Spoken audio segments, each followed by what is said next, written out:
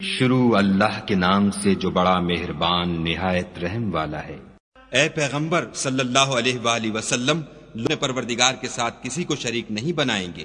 اور یہ کہ ہمارے پروردگار کی عظمت شان بہت بڑی ہے، وہ نہ بیوی رکھتا ہے نہ اولاد، اور یہ کہ ہم میں سے بعض بے وقوف خدا کے بارے میں جھوٹ افطرا کرتا ہے، اور ہمارا یہ خیال تھا کہ انسان اور جن خدا کی نسبت جھوٹ نہیں بولتے، اور یہ کہ بعض بنی آدم بعض جنات کی پناہ پکڑا کرتے تھے، اس سے ان کی سرکشی اور بڑھ گئی تھی، اور یہ کہ ان کا بھی یہی اعتقاد تھا جس طرح تمہارا تھا کہ خدا کسی کو نہیں جلائے گا، اور یہ کہ ہم نے آسمان کو ٹٹولا تو اس کو مضبوط چوکیداروں اور انگاروں سے بھرا ہوا پایا، اور یہ کہ پہلے ہم وہاں بہت سے مقامات میں خبریں سننے کے لیے بیٹھا کرتے تھے، اب کوئی سننا چاہے تو اپنے لیے انگارہ تیار پائے، اور یہ کہ ہمیں معلوم نہیں کہ اس سے اہل زمین کے حق میں برائی مقصود ہے یا ان کے پروردگار نے ان کی بھلائی کا ارادہ فرمایا ہے، اور یہ کہ ہم میں کوئی نیک ہیں اور کوئی اور طرح کے، ہمارے کئی طرح کے مذہب ہیں،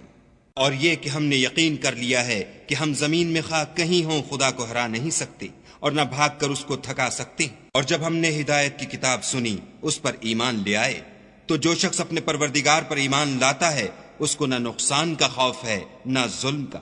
اور یہ کہ ہم میں بعض فرما بردار ہیں اور بعض نافرمان گناہگار ہیں، تو جو فرما بردار ہوئے وہ سیدھے رستے پر چلے، اور جو گناہگار ہوئے وہ دوزخ کا ایندھن بنے، اور اے پیغمبر صلی اللہ علیہ وآلہ وسلم، یہ بھی ان سے کہہ دو کہ اگر یہ لوگ سیدھے رستے پر رہتے تو ہم ان کے پینے کو بہت سا پانی دیتے تاکہ اس سے ان کی آزمائش کریں، اور جو شخص اپنے پروردگار کی یاد سے منہ پھیرے گا وہ اس کو سخت عذاب میں داخل کرے گا، اور یہ کہ مسجدیں خاص خدا کی ہیں تو خدا کے ساتھ کسی اور کی عبادت نہ کرو، اور جب خدا کے بندے محمد صلی اللہ علیہ وآلہ وسلم اس کی عبادت کو کھڑے ہوئے تو کافر ان کے گرد ہجوم کر لینے کو تھے،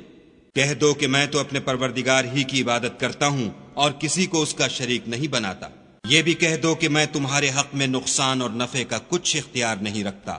یہ بھی کہہ دو کہ خدا کے عذاب سے مجھے کوئی پناہ نہیں دے سکتا اور میں اس کے سوا کہیں جائے پناہ نہیں دیکھتا، ہاں خدا کی طرف سے احکام کا اور اس کے پیغاموں کا پہنچا دینا ہی میرے ذمے ہے، اور جو شخص خدا اور اس کے پیغمبر کی نافرمانی کرے گا تو ایسوں کے لیے جہنم کی آگ ہے، ہمیشہ ہمیشہ اس میں رہیں گے، یہاں تک کہ جب یہ لوگ وہ دن دیکھ لیں گے جس کا ان سے وعدہ کیا جاتا ہے، تب ان کو معلوم ہو جائے گا کہ مددگار کس کے کمزور اور شمار کن کا تھوڑا ہے۔